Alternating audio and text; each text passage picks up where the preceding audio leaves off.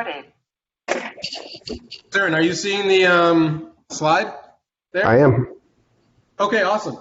Cool. So we'll jump right into it. So, I like to start with the end in mind, which is, why does because we're talking about onboarding SDR, sales development reps, but why does outbound go wrong so often? And I've heard it a lot with MSPs. So I wanted to start with that, just to taking a step back before getting into the nitty gritty of the framework or for the onboarding. And I think one of the most important things that's helped me kind of get onboarding better and get outbound to start working, prospecting to working for our MSPs, is getting a framework down for what are the different things that we need to have ready, or the different processes that we need to have ready in order for an SDR to be successful for our MSPs. And so I put together a very simple framework that just touches on the different aspects. So, everything from on the outside, we have how are we coaching them on an ongoing basis? What are their career options, career mobility? What is the culture within our little sales team that we have? And what are the incentives, right, financially for the SDR? These things are core, of course, for the SDR. And then inside of that, the other components of the framework, if you will, is do we have the right SDR profile, the right type of profile? How is the quality of the onboarding? What is the quality of the offer? So when we're talking to a decision maker, how compelling is that offer to a prospect? The lead quality that our SDRs actually have in their CRM, how well are they maintaining the pipeline and the hygiene? The tech stack that they're actually using, the multi-channel processes, is that process working? What does the process look like? And tweaking that, and just time on the job, because it takes a while to ramp up. So all that to say that onboarding is super important, of course, but if we're missing or we don't have great things going in some of these other aspects, then of course it kind of it's not going to go very far, no matter even if we have the most perfect onboarding training process in the world. So I kind of wanted to put this first because this helps me kind of look at the bigger picture a little bit when we're looking at onboarding. And actually, speaking of which, I have just one question for the SDR profile, because this was something that I had to learn about because I didn't come from a cold calling or prospecting background myself, was understanding what is the ideal SDR profile. And so this is just kind of like a question that at Harvard Business School actually had. They did a study for 3 years. It was 3 years long. They talked to over 6,000 salespeople, and from across many different industries. And they realized from that study that there's basically 5 distinct profiles of salespeople, and here they are. So relationship builders. These are the ones that focus on developing strong personal and professional relationships and advocates across the customer organization. Hard workers. These are the type of SDRs or salespeople that show up early, stay late, always go the extra mile. The lone wolves, they're the deeply self-confident, rule-breaking cowboys of the sales force who do things their own way. The reactive problem solvers, who from the customer standpoint are highly reliable and detail-oriented. They focus on post-sales follow-up, ensuring that service issues related to implementation execution are addressed quickly and thoroughly. And then we have the challengers, who are use their deep understanding of the customer's business to push their thinking and take control of the sales conversation. They're not afraid to share even potentially controversial views and are assertive with both customers and bosses. Of course, most people are not one or the other, but probably some kind of a blend. But more or less, these are the 5 profiles that Harvard found in their study. I'm wondering, what do you think, sir? And I guess you're the only one who's here with me on this, but which profile do you think is probably the better one for the SDR specifically? Probably, I'd like to cheat and say maybe it's a blend of some of them, but I'm going to pick one. I'll go ahead and say relationship builders. Okay, so I was thinking that too initially. And then as I read the article further from Harvard, they said challengers take control. And basically what they came down to, and challengers won in all these different levels. I can send you the Harvard Business Review article. But I think the essence of what they're saying is that challengers win by pushing customers to think differently, using insight to create constructive tension in the sale, whereas relationship builders, they focus on relieving tension by giving into customers' every demand, where challengers push customers outside their comfort zone a little bit. Relationship builders are focused on just being accepted into it. And so for me, this was kind of like a wow. And also I like the hard workers profile, specifically for the prospecting, because we're on a very specific slice of the sales process. So anyway, when I'm hiring, when I'm looking for people who are going to help our MSPs with cold calling, I look for people who are closest to challengers and who have that hard-working profile, and I look less for someone who's just trying to build a relationship, because for what we're doing on the SDR side specifically, we need a certain type of profile. So that's just something interesting that I learned, and I thought I would share. So moving on here, so yeah, the MSP Prospecting Framework, I think I'm beating a dead horse at this point, but there's a lot of other factors beyond just onboarding that play into getting the best results. So 90-day onboarding. What are the things that were best practices, tips? What are we looking to avoid? I've made many mistakes. I'm sure I'll make many more, but not making as many mistakes as I used to. And so one of the things I thought that might be going through the heads of maybe some of the folks who would be joining this webinar or might be seeing this after the fact on my blog is, where does 90 come from? 90 days, 3 months. So this is a study I'm showing you here, like a study done by the Bridge Group. They've been doing, they focus on sales development studies, consulting and training, and they've done this particular, SDR study since 2007. This is the 2021 version of their study, and they look at everything from, in this particular case, they interviewed 406 B2B companies, so not just managed service providers, but B2B. 406, primarily North American based, and they looked at SDRs, and they looked at structure, ramp, and retention. And what they found is that for mature B2B organizations, they are basically, their ramp time sits at 3.1 months. That's in line since their 2008 findings, actually. So it says there, for them, for what they're seeing, is that it's a universal truth of sales development that it may take ramping SDRs about 3 months. And this very much aligns with what my experience has been, which is, at first it was far more than 3 months.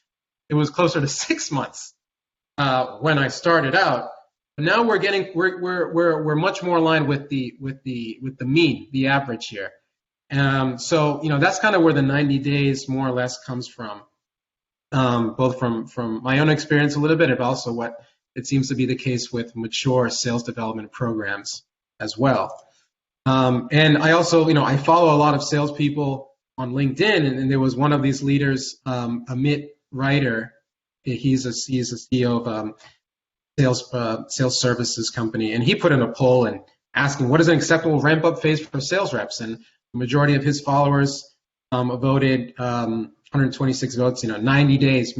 I bet if he added longer, could have even longer, but most of them are saying 90 days. So that's kind of where the 90 days comes from. But I think it's important to consider too that this is 90 days for a mature sales process and a sales onboarding system, right?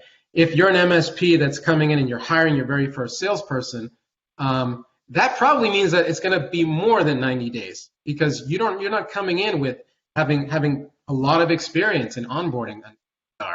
So this is kind of like, if you're doing really good, you're getting it at 90 days. So don't worry if it takes you longer. It just means that this is kind of where the industry is. So the way I kind of wanted to highlight just some of the best practices is actually by looking at the problems or the mistakes that I personally ran into in onboarding SDRs for MSPs. And this quote for Albert Einstein seems to align with that, which is, if we had some time to solve a problem, we'd spend most of the time thinking about the problems, and if we did that, then hopefully we'll come up with the right solution. We're focusing what are the actual problems that we ran into. So basically, there's 3 big ones in onboarding that I'm just going to share with you this afternoon. So starting with the mistake number one that I made was too much product training. Too much product training. So when I started onboarding SDRs, my training was very, very deep on the everything that had to do with managed services and all the different subcomponents of it. We'd had a lot of videos and things on cybersecurity. We had would watch other YouTube videos that I find on my own, or videos provided by my MSP partner vendors for their backup and disaster, et cetera, et cetera. It was just very much like understanding all the different aspects of the solution. And what ended up happening is, of course, the SDRs they would absorb that information, and of course they wanted to put that information to use on the cold call, and this totally backfires. In my experience, this is not a good approach for what the SDR needs in onboarding, because the SDR is just going to have commission breath and be pitching. Managed services are going to be pitching different products. They're going to be asking them, almost like feature or product battling with the prospect about the products that the incumbent IT provider is providing them. And those types of conversations, you don't even really get very far into a conversation when you're interrupting someone and you're starting to pitch something. And so, I think this is probably a mistake that not only I made in the beginning, but also many MSPs might be hiring new people, is the fundamental belief that you need the SDR to know everything about all the products so that they can be more prepared. Nearly they don't. They don't need to know much about the details, because their job is primarily to sell the meeting with you, sell the meeting with the president, right? This guy Avi, he's another person that I follow on LinkedIn. He puts a lot of great content out for SDRs and prospecting, and he says I couldn't summarize it better here. It says, SDRs, you're making your lives more difficult. All you have to do is sell the meeting. Here's an easy framework, and I love this. We do something very similar, but I thought this example was great. When speaking with similar persona, we hear they're focusing on first pain point you solve or second pain point that you solve. Which one of those is more of a priority for you? Prospect, pain point one. Private prospects are never this easy, by the way. But okay, pain point one, got it. Sorry, can't do the scroll. We help companies by value prop for pain point. Help similar company achieve positive business outcome. Would you be opposed to a short call? That's it. Stop selling the product, sell the meeting. Show you understand their pain points. So that is really what you want to try to transmit to your SDRs in the first couple of weeks, in the first few months. They need to understand the problems that organizations that you want to do business with, what are the problems that they're facing, and especially in terms of how it impacts their businesses, not getting into products as much. Here's another thought leader, I would say, on SDRs, Florin. I would highly recommend you find him and follow him, but he says, have you ever noticed a pattern with your performance when you smash it in your first month and then you see a dip in your performance in month 2 and 3? I've noticed this pattern a lot with new SDRs. My hypothesis, information overload. Brand new reps are coming in, they don't know a ton about the product, features, and market, so they just focus on fundamentals, quite literally can't get too deep in conversation with prospects around the product. They lose themselves and start to overanalyze. So, and here he kind of gets into it. He has some lessons, but one of the things he says here is focus training on the problem your ideal client profile faces and the value your product brings. But he's talking about what is the value that it brings. He's not saying focus on the product. What is the value to the prospect's business that it brings? So really just trying to hammer that home, and that they don't need to know too much about the product.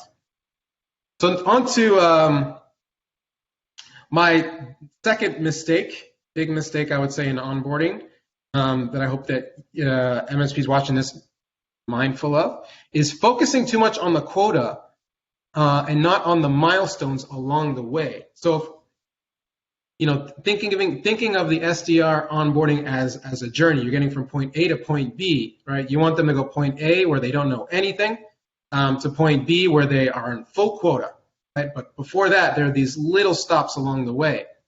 And I think why this is important to have milestones along the way is because, well, this is one of the hardest jobs, right? They're getting rejected daily, and it can be really hard on their psyche. And it's hard for a new SDR to know if they're really headed in the right direction, because if we only have quota as a way of measuring their success, so if we only have appointments, then until they get an appointment, they're gonna feel like this guy, that's just like not getting anywhere. So we want SDRs that know that it's a journey. They know that there's certain milestones, so that they keep their positivity up, they keep their high activity up, they continue to believe in their heart that this is going to work. And so that's why we really need milestones, things along the way. Now, there's a lot of different things that we could celebrate, or different milestones that you can put along in the beginning. Some of the things that I like to look at as a milestone is like, what is the change, and then celebrating it, right? So move this one forward. Here we go. So one of the things, for example, that is really hard is quality conversations per day. I use quality conversations per rep. So we define a quality conversation as a connect or a response where at least one piece of qualifying or disqualifying information. We find an average of 4.4 quality conversations per rep per day. That's a 45% fall since 2014. Yeah, I'm not surprised. From 2014 to 2020, it's gone down. But anyway, this is a particular metric that you should be able to track. And once your rep is starting to get to the average, because they're not going to get to 4 on the first day. It's going to take them a while to figure out how to navigate gatekeepers, or the first people answering the phone, how to navigate around machines. What should they do? How to make sure that they're actually making sure they're asking for the right people, or asking, having a couple of different people that they can ask for. A lot of different strategies. What do you actually say? How many times do you call? And all that type of stuff. So you can start to get them here. So since you know that this is an important metric, as you're seeing that in the system, celebrate that. When they're getting the four on average per day, celebrate that. And that should be part of your one-on-ones when you're talking to them. Is one of the metrics I would say that we always look at is how many quality conversations are you actually having per day. That's more important to me than the pure number of dials that someone is having. So the other one is like call duration with decision makers. The longer we can keep a decision maker on the phone, the more likely we are to convert them into an appointment. So being able to track the duration of the call, and from one period to next, from the first month to the second month, or whatever time period you look at, tracking this and being able to celebrate that is also an important milestone. So another example there. Another is hitting the activity levels in the process, right? So how many dials should they are they hitting the number of dials that they need to hit? Are they committing to that and actually implementing it? Because that's one of the big factors as well. So that's another big, I would say another mistake was just focus, we don't want to just focus on, the perfect outcomes at the very beginning. We also want to get wins. We want to celebrate those milestones along the way as well. And on to my final, big mistake, I would say, and a key to think about in the onboarding especially, is having ride-along trainings before sharing the right way. So what this means, like shadowing, right? Having job shadowing be kind of like a heavy component, especially at the very beginning of onboarding. That, in my view, in my experience, is a mistake, and here's why. Like when I think of Messi, he's like the best football player maybe of all time. If I have my son, my son's but a 6-year-old, if I want my son to be a great soccer player, yeah, it would be great for him to shadow or to watch Messi play all day, right? But really, what's going to help my son to get the fundamentals right is not so much just watching Messi play, although that'll be helpful, but really he needs to understand the different pieces of the game, the basics. Understand the basics, and someone needs to show him how to dribble in between the cones, where to touch the ball on the inside and outside of his foot. Someone needs to lead that way as a coach and show him this is the right way, and then have him execute that many times. Showing the right way and how to do it, I think, is going to get a new SDR much further along than having them sit next to the MSP president or someone else and just having that person crank out some calls, because there's just too much information, and they're not necessarily understanding the why behind the things that you say, or they're not understanding necessarily the why behind why you called this company or why you're asking for this person. They're not necessarily understanding, a lot of different things. So that's why having the process, in my view, and having them see that first and go through that slow and methodically first, that's going to get them further. So, for example, here's our training roadmap. What we cover in the first 2 weeks with SDRs, we have the orientation, the code, which I'll explain, the revenue relay explanation, quota, just closed deals, the technical setup, software training, going into the ICP, the ideal client profile, managed services overview, finding new leads, working those leads, booking and recycling leads, pipeline management, SLA, and then the rest. So they have to go through kind of like all this. We don't, after they finish all this, is when we start having them do some shadowing of the other SDRs on our team. And this is just, I think it's just working really well for us, because I'm able to sort of test them along the way. They will get a certification on HubSpot, which is what our MSPs, what we use really early on. So they're getting those milestones, those wins, and they're understanding. For example, ideal client profile. Why is that the right person to call? Why is it the right type of company to call? So understanding the why early on, and getting to finding new leads, etc. How do I find new prospects? How do I execute the outbound process? Like having all that documented, videos or in a doc, and just step by step, especially if you have another CRM with that information already there with examples, cold call examples, recorded, all of that, able to see those different components. That is going to help immensely. Not saying that job shadowing is bad, just saying it may not be as ideal to be the main focus and way for it to run onboarding. In my expectation, in my experience, hasn't been the best way to do that. So that being said, we finished 5:35, so pretty much a half hour is what I thought this would take. But I appreciate the time, and I hope that you guys got value. You probably dropped for your other meeting, but I hope that these tips help with your onboarding, and do stay tuned. Hopefully I'll do a better job of getting some more MSPs to join in on our next session for MSP growth on this training. So, or the next training. So thanks. Bye.